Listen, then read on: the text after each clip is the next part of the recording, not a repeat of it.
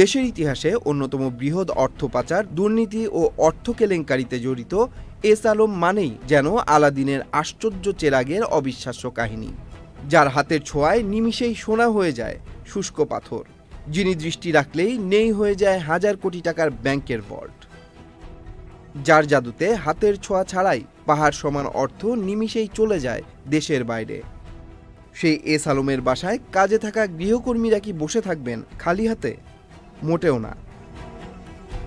সাধারণ মানুষের অর্থে গড়া ব্যাংক, ট্যাক্স, ভ্যাট আর সরকারি অর্থ লুটে নেয়া এস আলমের গৃহকর্মীর ব্যাংক অ্যাকাউন্টে মিলল কোটি টাকারও বেশি অর্থ।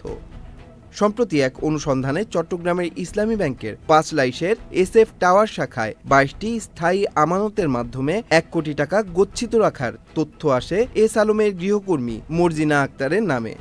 চট্টগ্রামের ফার্স্ট সিকিউরিটি ইসলামী ব্যাংকের হিসেবে 12 বছরে 1,84 লাখ টাকা লেনদেনের তথ্য আসে সেই অনুসন্ধানে।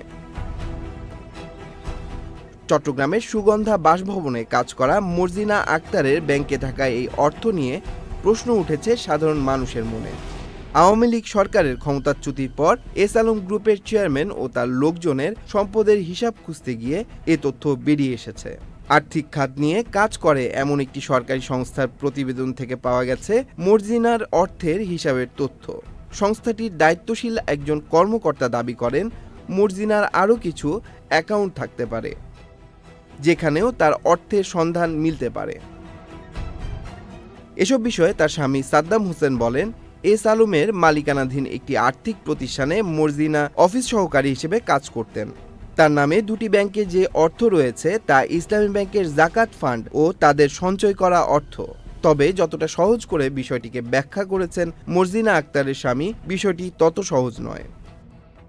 2টি অ্যাকাউন্টে এত পরিমাণ অর্থ জমা থাকার বিষয়টি তাই অস্বাভাবিক বলছেন সরকারের সংশ্লিষ্ট সংস্থা।